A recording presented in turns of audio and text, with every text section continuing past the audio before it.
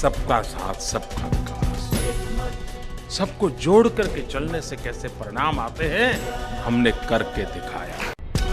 बात ये भी सामने आ रही है कि जो वोटिंग प्रक्रिया है वो आप क्या मानते हैं कि इट्स अ राइट और अ ड्यूटी?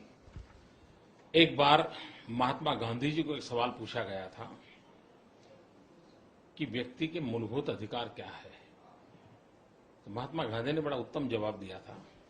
उन्होंने कहा था, व्यक्ति के मूलभूत अधिकार नहीं होते हैं, व्यक्ति के मूलभूत कर्तव्य होते हैं।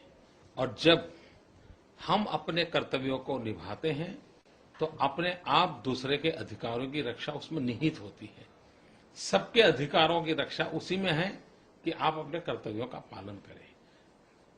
अगर हम अपने कर्तव्यों का पालन करते हैं तो लोकतंत्र की रक्षा भी उसी में है। और इसलिए ये विवाद का वो मुद्दा नहीं है। रियलिटी ये है, जैसे आप रेलवे स्टेशन पे, बस स्टेशन पे लोगों को कहो भाई कतार में खड़ा रहना चाहिए, क्या ये नागरिक अधिकारों को छीनने का काम है क्या? आप बच्चों को स्कूल कंपलसरी करते हो, क्या बच्चों के बचपन के अधिकार को लूटने का कार्यक्रम है क्या? तो ये वैसी बातें हैं जिसका कोई मतलब नहीं है। दरअसल ये है कि अब तक तो हमारे लोकतंत्र में एक कमी महसूस होती है। कमी क्या है, इसकी ओर ध्यान देने की जरूरत है। शुरू में शायद नहीं दिया होगा, अब जरूरत है।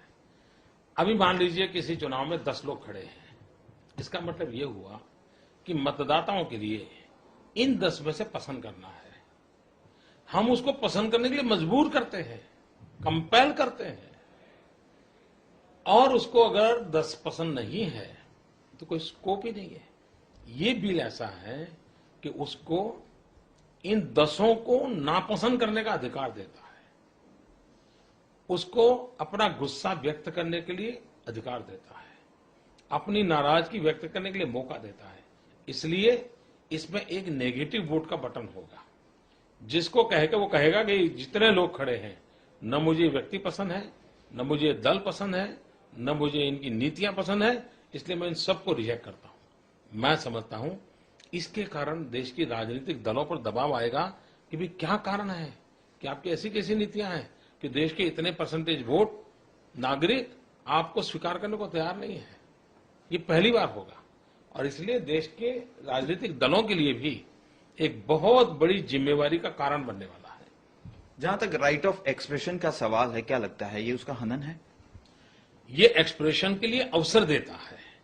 अभी हमने जो व्यवस्था चलती है वो तो एक्सप्रेशन का आधा रास्ते पर ही ले जाती है। पसंद करने के लिए तो एक्सप्रेशन है, नापसंद के लिए नहीं है। इसमें नापसंद के एक्सप्रेशन को अवसर है। विपक्ष का सीधे तौर पर आप पर यही आरोप है कि आपने पूरी तैयारियों के बिना जल्दबाजी में इस अमेंडमेंट को विधानसभा में पारित किया है, क्योंकि इसमें किसी भी तरह की सजा की अभी तक प्रावधान नहीं किया गया है।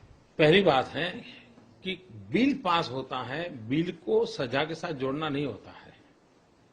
और सजा शब्द भी मैं समझता हूं जरा ज्यादा है। रेगुलेटरी व्यवस्था होती है। और मान लीजिए आप कूड़ा कचरा बाहर फेंकते हैं और आपको कोई जिम्मेवारी आती है, इसको सजा कहेंगे क्या, क्रिमिनल एक्ट कहेंगे क्या? तो ये मैं समझता हूं बिल्कुल ही विकृत सोच है। ये कैसा होगा? सब लोग बैठेंगे, सभी दल के लोग बैठेंगे, सब अपने सुझाव देंगे कि भाई इसके लिए रेगुलेटरी व्यवस्था क्या हो। जैसे मान लीजिए इसमें तय किया जाए कि भाई आप अगर नई कार खरीदने जाते हो तो आपको पिछले चुनाव में वोट दिया था कि नहीं, उसका पर्चा दिखाओ, आप खरीद सकते हो। आप मोबाइल फोन खरीदने जाते हो तो आप अपने पिछले चुनाव में वोट दिया था कि नहीं दिया था, उसका पर्चा दिखाओ, आपको कार्ड मिल जाएगा। ये ऐसी रेगुलेटरी व्यवस्था है। ये इसलिए सजा शब्द शोभा नहीं देता है। इसलिए कोई कहता है कि सजा, तो ये उसकी विकृति नजर आती है। और तीसरी बात है कि हमने लोकतंत्र में आज स्थिति क्या है, लोग कहते हैं कि चुनाव में खर्चा बहुत हो रहा है। खर्चा किस चीज का होता है? आखिर मतदान के लिए तो होता है। इसके कारण चुनावी खर्चा कम हो जाएगा। चुनावी खर्चा ज्यादा होता है, इसी के कारण तो लोग कहते हैं कि ब्लैक मनी आता है, मूढ़ीपतियों का चुनाव पर प्रभाव होता है। देश के धनपतियों को से चुनाव को मुक्त कराना है, लोकतंत्र को मुक्त कराना है। तो यही रास्ता है कि धनपतियों की कुछ नहीं चलेगी, पैसों का जोर नहीं चलेगा, मतदान सब करेंगे तो स्थितियां बदल जाएगी। काले धन का प्रभाव देश के अंदर कम होगा तो देश के अर्थतंत्र को बहुत बड़ी ताकत मिलेगी। इसके कारण कई बड़े बड़े लाभ होने वाले हैं देश के लोकतंत्र को। सबका साथ सबका विकास, सबको जोड़ करके चलने से कैसे परिणाम आते हैं हमने करके दिखाया।